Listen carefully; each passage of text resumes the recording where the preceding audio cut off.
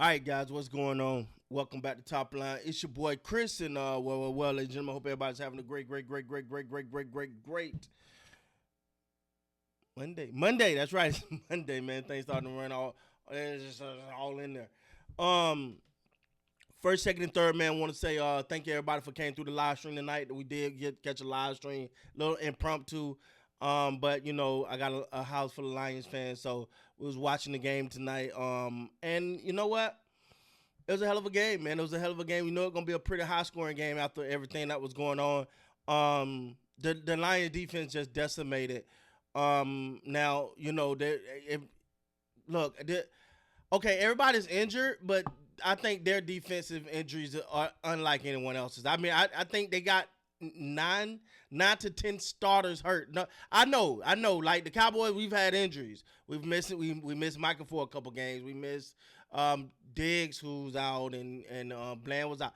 But we have not at one point had literally 9 to 10 starters out on defense. That is absolutely crazy, man. So, and they defense, I mean, against the 49ers tonight, their defense was not up to par, but they made a couple plays, and that was the difference in this game, honestly.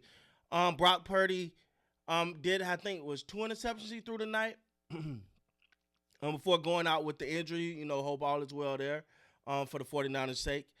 They got a big contract decision with Purdy, man. They got a big contract decision with Purdy. Everything on the board say pay him. Everything on the board say pay him, but also you got people that say, "Hey, is he really that guy? Can he? If he ain't got all these weapons, how do he look?" All these questions are up in the air for them right now. But I mean that we'll see how all that plays out. But the one thing I will say I did not like tonight, either Deebo Samuel was a damn decoy or they just was not trying to let him play.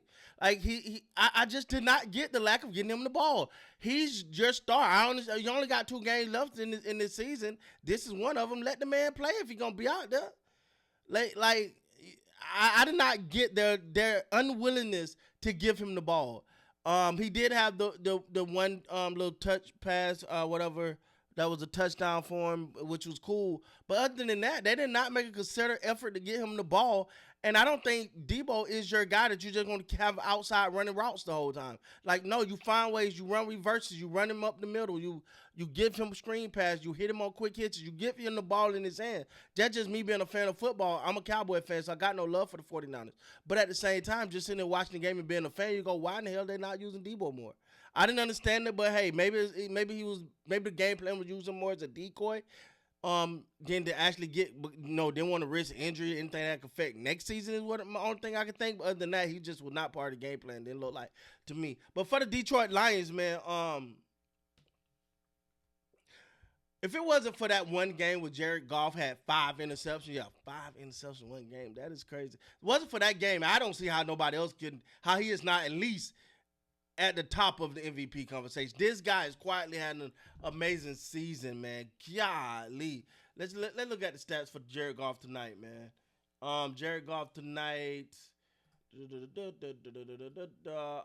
Jared Goff, 26 of 34, 303 yards, 3 tugs, 3 touchdowns. The man had a hell of a game. Now Brock Purdy was 27 to 35, 377 yards, 3 touchdowns, but them 2 interceptions was dire. Those 2 interceptions helped the Lions defense that couldn't stop you. But those turnovers are what got them out of here. You know what I'm saying? And that really was the difference in the game. Deebo Samuel was, again, back to what I was saying, 3 carries for 16 yards, 1 reception for 5 yards.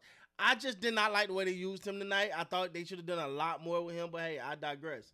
I don't get paid for that.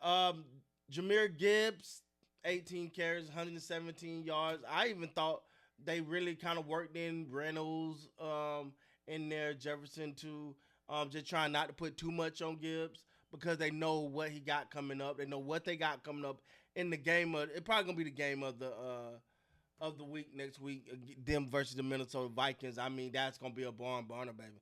Woo! And that offense of Minnesota going against that Allen defense of Detroit, they need that number 1 seed because they need to buy, man. They need some time to get healthy. Um, but then again, but see, this is the culture. What I be talking about. The Detroit Lions is decimated, but they but not one time did they outlook like they wasn't giving their all. Not they didn't look like a defeated. They wasn't crying about the defense being injured and all of that. They just kept coming out, kept fighting, kept just clawing the best they could with what they had, man. So hats off to the Detroit Lions, man. Watching this game though, you do got concern for the Detroit Lions going forward. I'm gonna be honest. That defense, you hope you can get some prayers, some miracles back on that defense because man, you talking about in that playoff, everybody got a good offense, man. Going to the playoffs, everybody got a good offense, and going against that defense, it's not gonna work, man. It is not gonna work, and to add insult to injury, I think 49ers kind of expose them a little bit in the sense of you run a lot of action. You can get them to thinking, and I think that's one of the worst thing of defensive. You don't want your defense out there thinking. You want them reading, reacting, reading, reacting, reading, reacting. You don't want them thinking because yeah. Um, Again, the Detroit Lions, man. It's just the Cinderella story continue. 14-2 now. It's just man, who would have thought the Detroit Lions, right? But man, I think they done a hell of a job assembling a hell of a just top to bottom, man. And most importantly, excuse me, my mouth is so dry, guys. I'm trying to fight through it. I think they're doing a hell of a job in just saying, hey, this is our culture. Like, and they don't bring in. They mentioned something about Amara St. Brown tonight when he was hurt. He hurt his leg, and you see him limping back onto the field and shaking it off and get back in there. And I think it was Troy that said that they don't bring in diva wide receivers.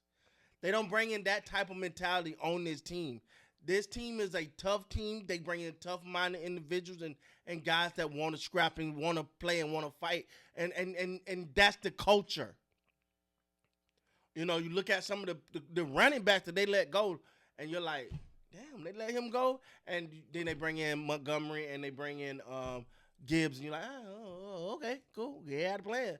I'm just fascinated what Detroit has done, and what Dan Campbell and that whole just staff and hey man, it's great for the 49ers.